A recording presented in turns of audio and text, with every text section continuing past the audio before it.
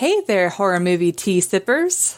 The following podcast episode will contain spoilers for the movie we are about to review. If you have not seen the movie and do not wish to have anything ruined prematurely, please do not continue to watch or listen until you have seen the movie. And welcome to the Horror Movie Tea Podcast.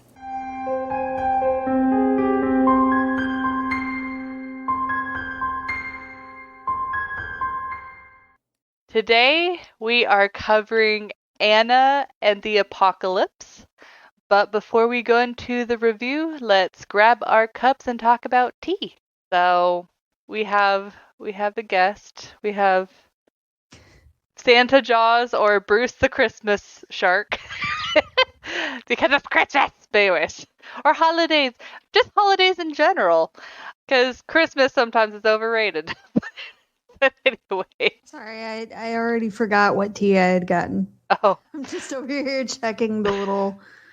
So I am drinking a Republic of Tea, and I am drinking their pumpkin spice tea. And it has black tea, ginger, cinnamon, natural ginger, and pumpkin flavors. Sweet blackberry, leaves, nutmeg, cloves, and allspice. Oh? You were a lot more prepared than I was. I don't know what's in it. I've got Bigelow. I love lemon tea with vitamin C. So I assume it has lemon and vitamin C. Girl, you crack me up sometimes. I do know it's an herbal tea.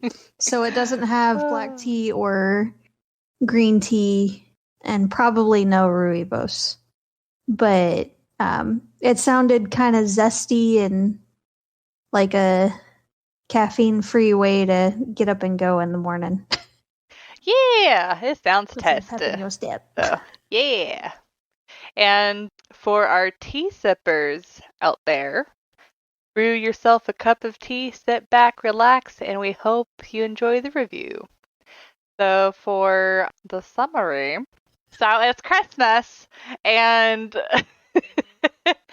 this girl, Anna, goes to a high school, and she's at that stage where she's kind of trying to figure out what she wants with life. And so it's like she's in the middle of like this teenage crisis that I'm sure almost all of us have gone through. And she wakes up and finds that it's the apocalypse. And so yes, like all of us have gone through. Yes, like all of us have gone through. And we're back in 2020. And I mean, it still kind of feels like the apocalypse, but anyways, so she bands up with her friends, and they're trying to figure out stuff, and they end up going to the high school, and then moving on from there, and that's the summary. That's what you get. If you're disappointed, I'm sorry. That's all I got. It's a musical that has zombies. That's all you need. That's it. But so fun fact, well, I guess kind of a fun fact, this is actually based off of a short horror film called Zombie Musical that was released in 2011. And so it was Ryan McHenry that originally directed and wrote the original short film, and he is the writer of this film, but someone else directed this one. So kind of a cool callback. I forgot to tell you guys, based off of the Twitter poll, which I realized just now that I forgot to also post on Facebook and Instagram. Sorry about that. I will be posting a description, or I will be posting a description and link of the teas that we drank, as well as how you can watch the movie. And then I will also, in addition to that, post a link to the original short film if you're interested in that. So for entertainment... It's really early, guys. Yeah, I haven't... yeah, anyways, it's been a morning. I would give this movie a 7.5. Briefly because, like, it's a very fun film, and in a lot of ways, it's relatable. I mean, I'm leaning more towards the teenage stuff than the apocalypse part. But it's not really it's not really my go-to movie. I've watched it one other time before, and it's like it's just to me, it's one of those movies where if you don't really want your typical Christmas film and you want something fun to watch, this is definitely a go-to movie. It's like for me, the songs were catchy, but they're not super memorable. Like they're not songs that I will really get stuck in my head. Um, the sad moments were done really well and tore at the heartstrings quite a bit. Um, I mean, and it's kind of like specific people, but it's like they weren't afraid to kill off characters that are either important to the main character or that you've grown to like. But kind of moving on to the biggest qualms of the film that I had was first kind of being the main character in a musical is like a huge deal.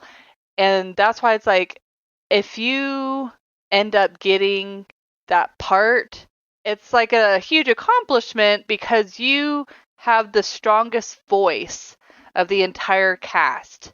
And secondarily, the next going down in order on like the next strongest singers, it tends to be the villain and then the supporting cast based off of how close they are to the character. In this in this movie, neither the main character or the quote unquote villain were that strong of singers. It's not that, well, villain aside, the main character was actually a pretty decent singer, but whenever it goes to one of her friends singing instead, it really makes her stick out on how much weaker of a voice she has. And It kind of fades into the background. yeah, and maybe she like did a freaking awesome audition and she blew it out of the water, but then whenever it came to production, like she was going through some stuff and she wasn't coming out strong. I don't know. But I have reason to believe that it was that their choices of actors was not based off of their singing ability, because the villain it's a very similar issue where I don't know if they told him to talk nasally like he did, or if I don't think that's his natural voice. It didn't sound like a natural voice to me. But it's like whenever the villain is talking, just in general, it's already very annoying, but it fits the character. But then they give him like a full musical number. And it's like the song in the first place isn't that great or strong of a villain song. Like a villain needs a very catchy, strong, like this is my moment song. Because typically villains don't really get to sing a lot. So it's like they really need that moment to, Not outside of Disney, they don't. yeah. But yeah, the villain. So it's like, not only did he not have that great of a song, but because he is singing nasally, it really was kind of not very pleasant. And I was like talking to Jess before we started recording. It's like, I think it would have been a lot better. Either they pick a different person it's hard to say whether or not the guy's a bad singer, because if he is directed to talk in that voice, it is very difficult to sing using a voice that isn't naturally yours. So it's like either have him talk in a normal voice or pick someone that's a lot stronger of a singer to be able to carry through that song, or what I think would be the best solution is to keep him as is, but pick a song that's more like singing, talking, not like actually full-blown singing. But yeah, it's like, for me, it was a fun movie. It definitely pulled at my heartstrings at some scenes, and it's worth watching, and I will definitely be watching it again. But it's not a holiday classic for me. I'll probably watch it like once every couple of years when I'm getting sick of the classics. I need to break away from the cookie cutter movies. But it's like they made some odd choices that I feel like were definitely detrimental to the film. Yeah. So I give it a 5.5. Dang, you're the one that's been like telling me about the movie and You told me about it and you had me watch it. what? I don't remember this. Yes. I don't remember this. Yes. Oh, well. I had no knowledge of this whatsoever. And then you're like, we should watch this. This was a couple years ago. That sounds like something I'd do. Yes, exactly. And we watched it, and I was sitting there like WTF the entire time.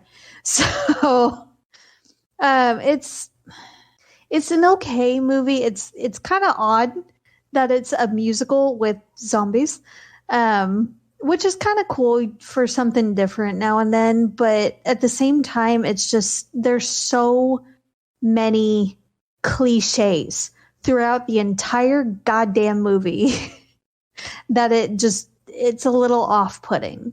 Because first off, it starts with the typical high school crap. And we have 1,000 other movies that do this exact thing, even in the horror genre. So we really don't need to beat a dead horse. We don't. We all lived it.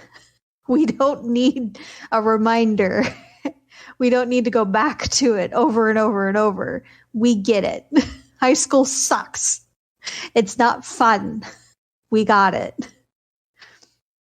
But there's so many other cliches of, oh, maybe it won't be so bad in other place. Like name of other place here. Or the adults will know what to do. Newsflash. We adults generally don't know what the fuck we're doing. No, we're essentially kids in older bodies. Yeah, Yes. like we don't. Everybody's winging it. Yeah.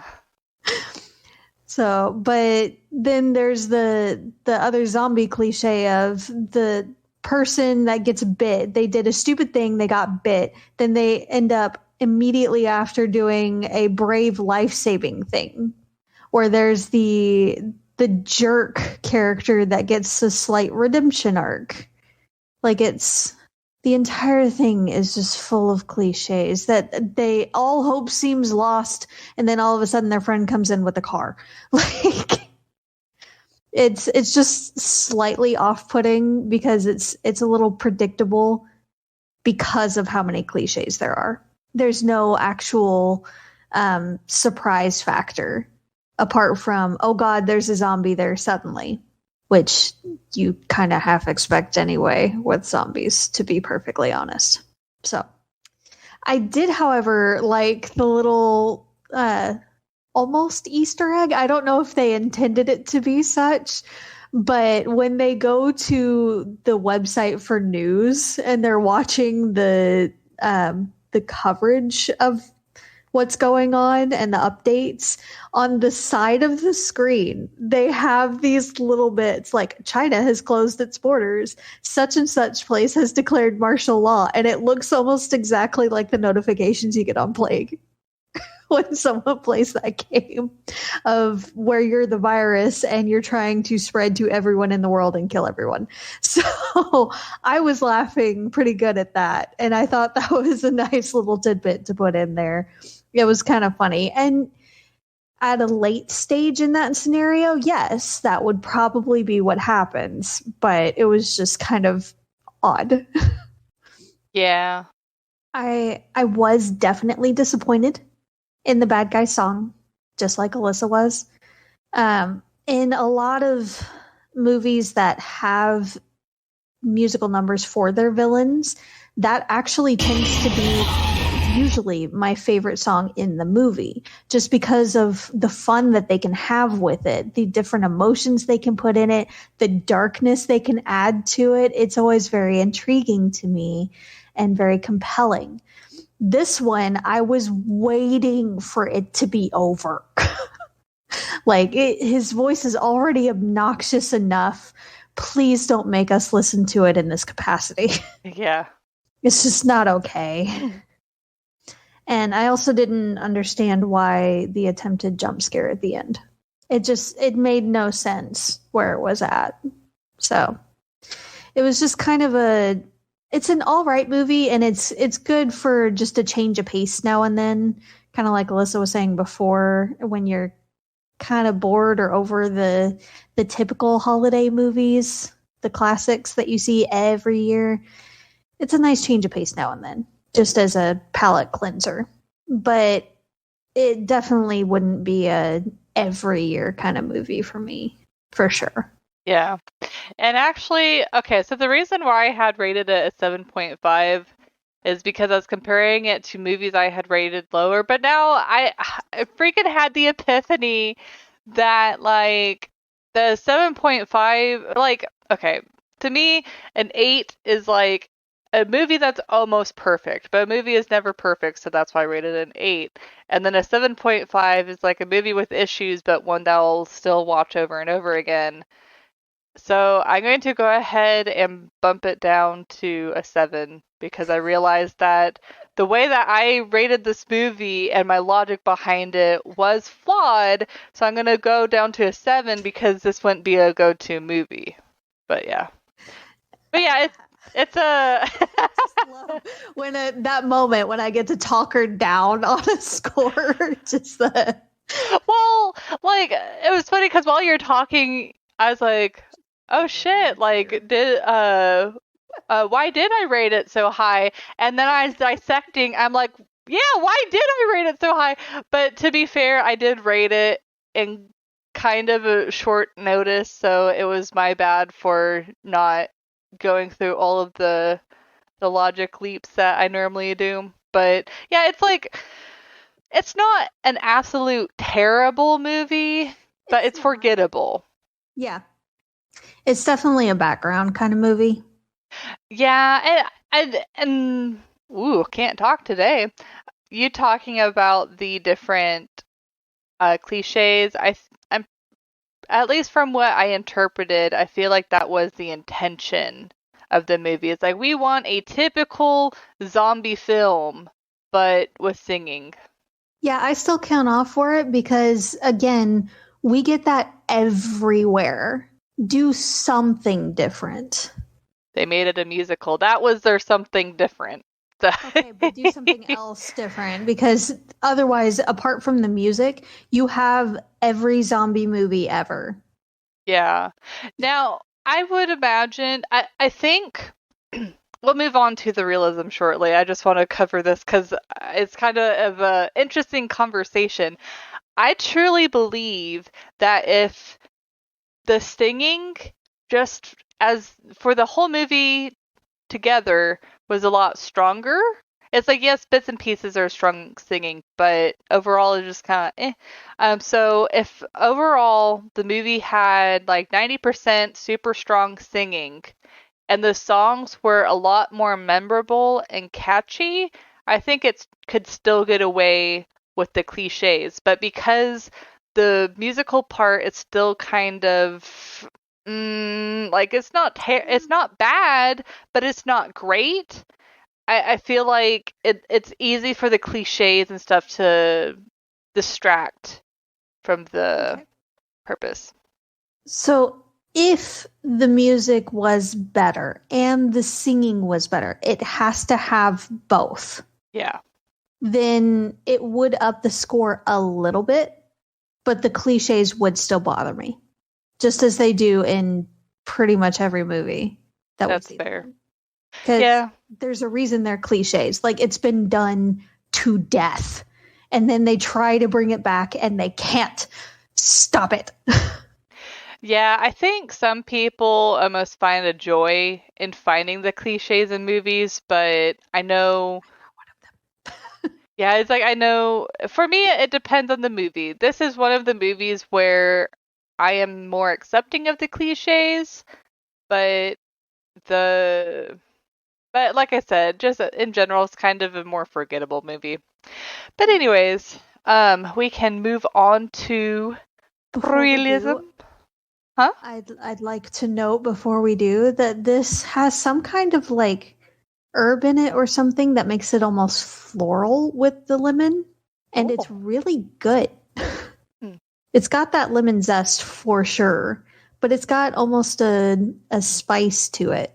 So it's really good. Nice. Good to know. Just wanted to throw that in there.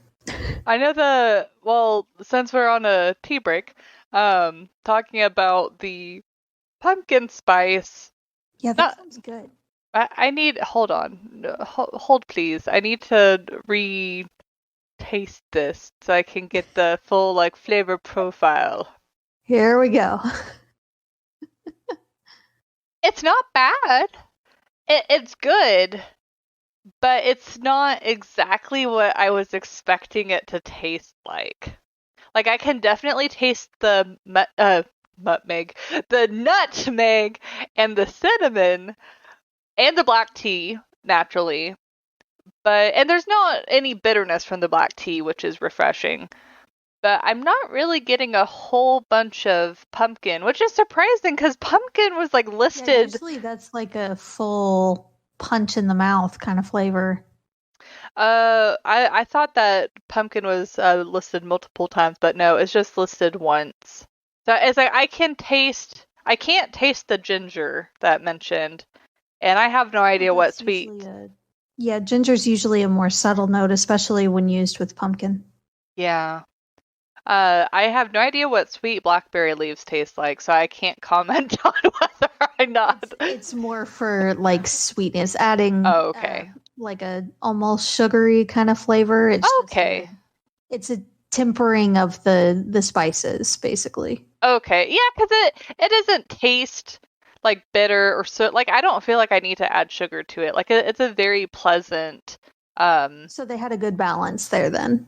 Yeah. So it's like expect pumpkin spice, but just the spice. Because I barely taste the pumpkin if at all. But like it's good. Like you'll have to try it whenever you come over. Yeah, but it's just when I have pumpkin spice things, I do expect some pumpkin flavor. Like that's half the point. Yeah, I'm sure in tea, because it says pumpkin flavoring. I don't know what that means, so I don't know if it's even kind of syrup or something. Yeah, so I don't even know if it's possible to like actually get pumpkin flavor in tea, but I feel like they had a pretty good attempt.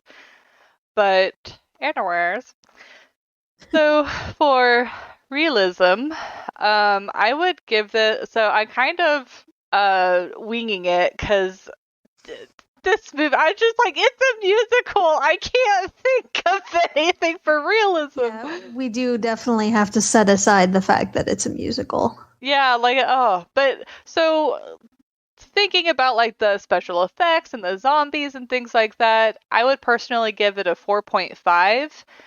It's like out of all of the movies we watched, it really wasn't the most unrealistic or anything. Like it's kind of in the middle, but zombies for me, it's like yes, zombies is in the realm of possibility, but it's not an absolute possibility. Like there's so many like for there to be a zombie apocalypse in the real life, things would have to line up pretty dang perfectly for that to be able to happen. So sorry, in the real life. in real life. This is all just a simulation. Just make yourself sound like a robot. In the real life. Yeah, well. That's why I can't wing things, because it's very hard for me to create a coherent sentence. Like, even now as I'm talking, I really have to be like, so I'm, like that. Huh? yeah, so I'm not like fucking up my words. And that's why all of our original podcast episodes are such shit.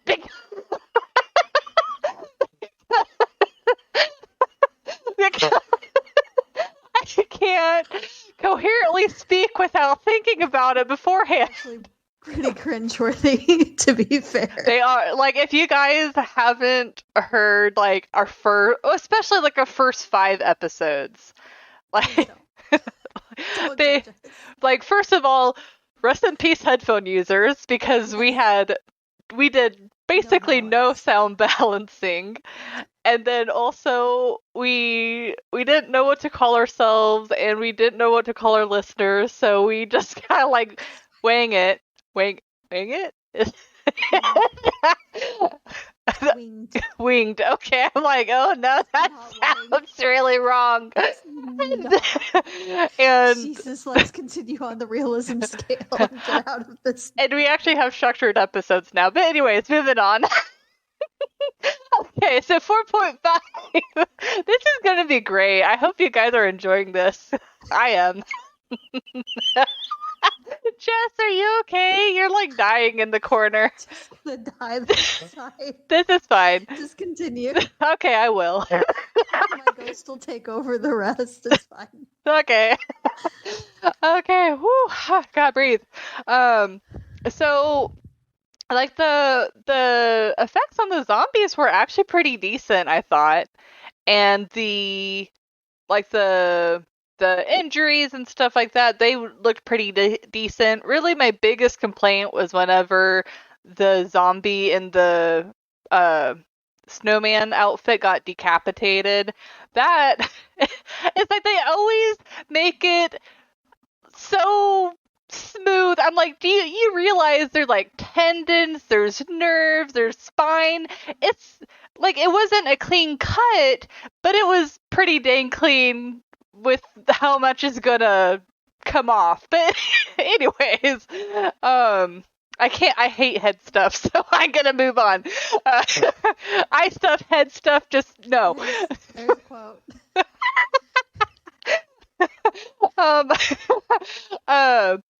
Moving on.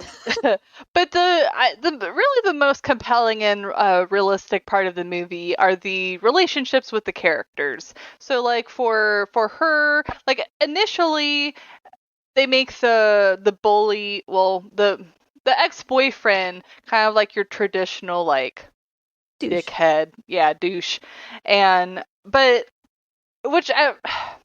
later on they end up adding a little bit more levels or Substance. thank you, to him, which made him a little bit more compelling of a character, but it wasn't quite there. Just they could have done better with him. But with Anna, and then the relationship with her father and stuff like that, it's like they all could have fleshed it out a bit further. And since it's a musical, they really should have used the songs to help flesh out those characters. Because if you're not super familiar with the format of musicals, since we are a horror podcast and not a musical podcast, the essential progress that a musical is supposed to have is they talk until they're so emotional that they have to sing, and then they sing until they just like can't, and they have to dance, and it goes that cycle over and over. They talk, they sing, they dance. They talk, they sing, they dance, and it's based off of They come. Exactly. And so there's this cyclical cycle to the musical that builds as it gets to the climax. And with this movie, it kind of struggles a little bit with that, but it's like I really didn't want to bash it too much for that, because I felt like it wasn't completely out of place the way that they had it. But anyways, because I feel like they obviously were focusing more on the zombie part and the musical part, to where it's like there was some fleshed out characters, but they could have fleshed it out a little bit further. But what they did flesh out, to me, did seem fairly compelling to a degree, and added to the realism. And of course, like, zombie apocalypse technically is kind of possible, so that's why I rated it a 4.5. Yeah. What about you? It's gonna be like a 2, isn't it? Are you guys ready? Are Oh, you ready no. for me to talk her score down again? Oh no! Here we go. I do give it a 2. I do. I guessed right! The gore and effects are surprisingly decent in this show. It really is. But that's more production value. That's saying a lot more about production value and their budget and the special effects team, which kudos to them, than it actually says about the realism in this movie in particular. Not necessarily in other movies, but this movie in particular. A lot of their zombies seemed far more decayed than they should have been for it to have happened overnight. Also, it happened overnight. Literally overnight. I'm sorry, that doesn't really happen unless you're playing Plague. So, definitely counted off for that. Also, setting aside the zombie bit for a moment, if we could talk about the severely sexualized school play that they had, like super sexualized school musical play, and all the parents seemed fine with it. Everyone in the audience was like, yay, they did a great job. I'm sorry, what? No. There would be a huge uproar. No. Also, if a teacher was in on that, then they'd be like, they would have stopped it well before then. They're like, I'm going to lose my job. This is not okay. Well, he wasn't in on it. He got mad at her for doing that song. Yeah, but it's just, it shouldn't have happened, and he should have actually been like more. Oh, actually stopped it. Stopping it. Yeah. Because no. But again, even without that bit, the audience loved it, and they were cheering and all, and they thought it was great, and nobody was sitting there like, what the hell are we watching? What are they doing? Stop them now. That's not how most parents do. You'll have the odd one here and there, but that's not how most parents do. Let's be honest. So very unrealistic there, in my opinion. It is slightly realistic, a scene or two later, where the teenagers are dancing and singing to their headphones and not paying attention to anything around them. I've been in that situation myself, where I'm just kind of like in the music, walking down the street, not paying attention to anything around me. So that was somewhat accurate there.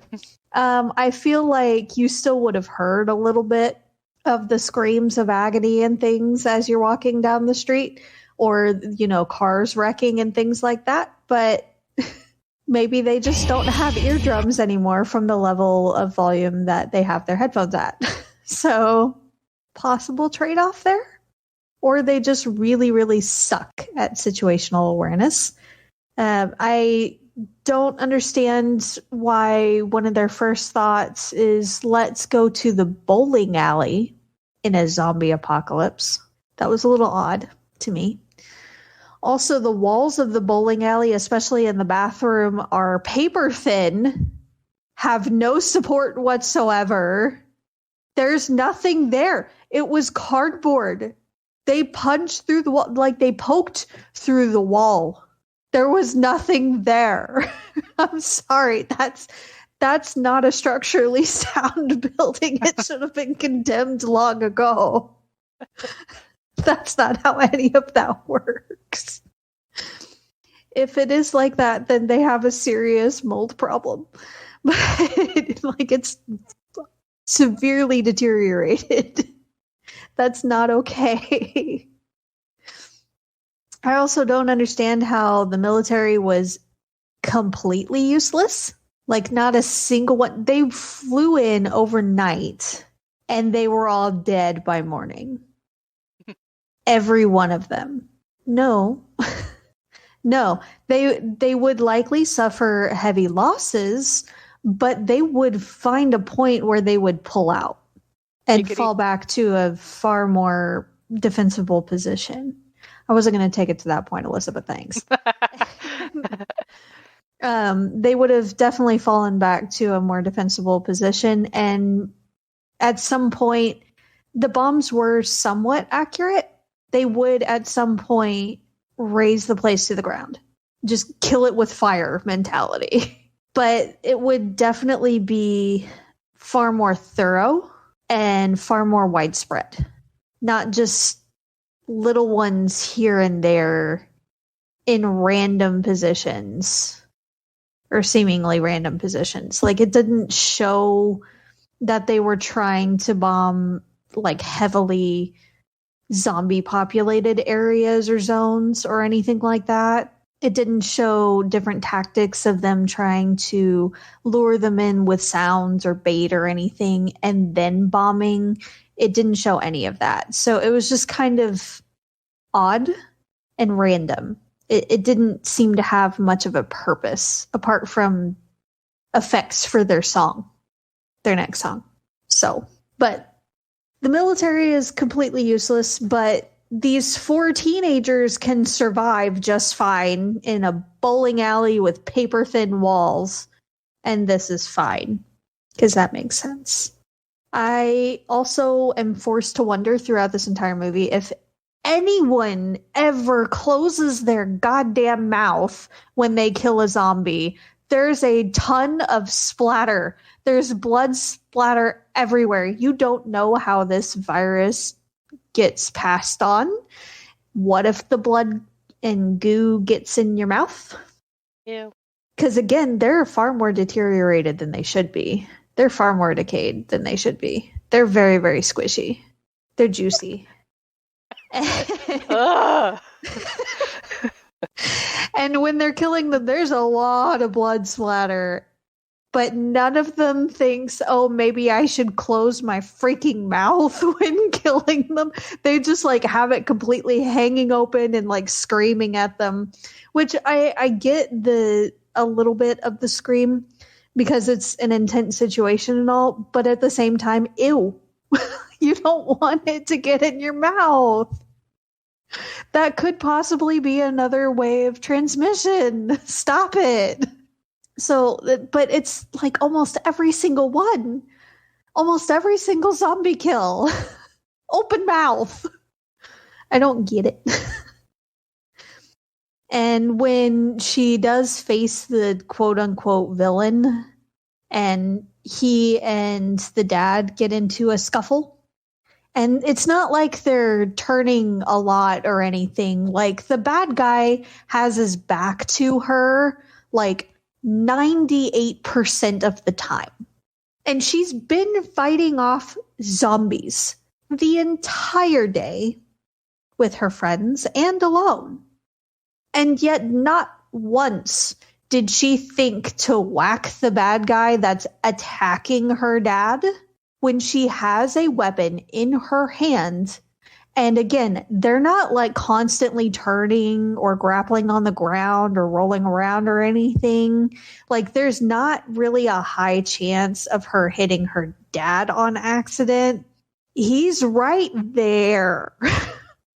His head's available, his entire back. I mean, even if you go for the back of the knees, like, there's all this area open to her that she can whack, if nothing else, just to distract him a little bit and cause an opening for her dad to do something.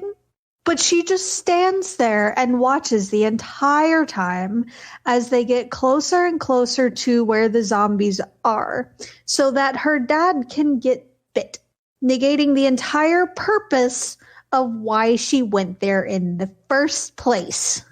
I know movies got a movie. I know.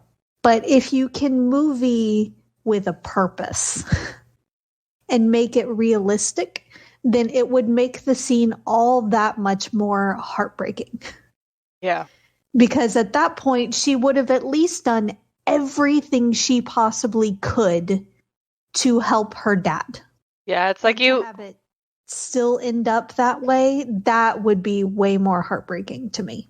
Yeah, it's like whenever you force something to happen, it makes it a lot less genuine than if you make a scene so tight-knit that feels like, or make the whole movie flow in like what feels like a realistic direction. So yeah, I definitely, it's like the dad scene definitely got to me, but it was also frustrating. Yeah, because I remember watching the movie too and being like, oh my God, like she's just standing. Yeah. Yeah. Yeah, it made zero sense to me whatsoever. So like I get my dad is a very strong guy, both in personality and physically. Especially now that he's retired, that's what he does all day is he works out. He does. No joke. Like for a few hours every day, he's working out. Gosh. My dad is now Iron Man. And he has become the Terminator. And so he's strong. So I get, being a daughter of a strong guy, someone you really look up to. In certain situations, you kind of fall into that category of my dad is protecting me, so I need to stay out of the way. I get it. But at the same time, if you can do something to help, especially with some main character who you've been trying to establish this whole time of always knowing what to do, always knowing what she wants, always going for what she wants, regardless of anything else. Like very strong-willed, capable woman that she's growing into. She's not just going to stand off to the side and let her dad handle everything himself. It's not going to happen, regardless of how strong her dad is or how much she wants to be protected by him, even just a little bit. No. Well, and what's crazy is like whenever he was turning, he even told her, it's like, oh, you always know what to do or whatever. Yes. So it's just, it's like the irony. Yeah. She goes, I don't know what to do. Well, I can understand feeling a little bit lost, but then he goes, you always know what to do. Well, she clearly didn't know what to do when you were grappling with the bad guy, when she should have. I feel like that's a bit of common sense. Or even just instinct. But okay, sure. I would also like to leave off the fact that they try to leave it off with almost a hopeful, where do we go now? And she kind of has a look on her face like, you know what? Anywhere. We can now go anywhere. We are completely free. We can do whatever. I'm sitting here thinking, they're effed. They're completely effed. They're 3 teenagers, not even quite like graduate level. Like they're still in high school teenagers. Can they drive a boat? Can they sail? Can they fly a plane? Because they're kind of on an island. Like they're in Britain. Like they're surrounded by ocean. So if they're going to get to an area that they could potentially find far more rural with less chance of zombies, a zombie horde kind of coming up on them, or somewhere that they could have enough land to farm and fortify. They're probably not going to find too many options in heavily populated Britain, which means they would need to get away from said area. Also, Europe is heavily populated too, so they're going to have to go like way around. Well, Britain has rural areas though. There are some, yes. But also, do they know how to farm or rig up a generator or weld or build anything? Yeah. They're still screwed, but they're definitely screwed. They are so effed. Plus, they never establish it, but I do wonder, like, once everybody except them turns into zombies, if it's kind of like, is it 28 Days Later, where it's like the zombies, like, kind of starve and they think that, like, they're all taken care of. Like, I wonder if it's like they don't really establish how often the zombies need to feed in order to stay alive. Or if they're almost like The Walking Dead, where they should have decayed and rotted away enough to be dead completely. Or if they, again, like The Walking Dead, if they go into like a hibernation type state and they become dormant until something edible comes up on them. So Hopefully not that, because they would definitely be screwed. oh, they'd be totally screwed. For sure. I could totally picture them being like, oh, it looks dead, and then, like, the zombie coming up and, like, biting one of them. Yeah, no. I'm sorry. If we're in a zombie type situation, it looks dead is not acceptable. It's a make sure it's dead moment. We're not going to guess that it's dead. We're going to make sure. Well, you convinced me. I'm going to... I will move it down to a 3. Down from a 4.5. What now, guys? I did it. I talked her down on both this time, guys. Yep, you did. Well, okay, the first time was kind of like my own, like, self. Yeah, but anyways, was there anything else you wanted to add before we wrap things up? I only wish this tea had some slight caffeine. Otherwise, it is really good. It's a really good morning tea. That's good. Yeah, it's like, despite it being black tea, I wish it had more caffeine. Like those high caf teas have done me in. Like, I actually have to start weaning off of all of the caffeine so caffeine can be effective again. Like, before, black tea was like my like strong caffeinated drink, but now, like, I have to have, like, not even one high caf tea does it anymore. I have to have like 2. I'm just like, no, this has gone too far. Your tolerance is a little too high at the moment. Yeah, but I found out that if you just slowly decrease your caffeine intake every couple of days, within a matter of a few weeks, your body will get back to a more normal state. So I'm gonna give that a try, and that's what I'm in the process of doing. Thank you. My only issue with like trying to get off caffeine is the caffeine headaches. Well, see, that's why brain and body are like, excuse you. Yeah. Well, from my understanding, that's if you cold turkey it. Yeah. But if you slowly decrease it, because essentially caffeine mimics or takes the place of this one chemical in our brain. Like, it's this chemical that makes us kind of like drowsy, and caffeine is the same, like, molecule size. And so your body, as you drink caffeine, your body will I forgot what it does that it makes you more tolerant to it. It does something chemically to your brain to where it's like you either have more of the drowsy chemical and thus need more I don't know. But anyways, you can look it up. That's what Google's for. Anyway. But anyways, overall, decent movie. A little forgettable, but something I would definitely watch every once in a while.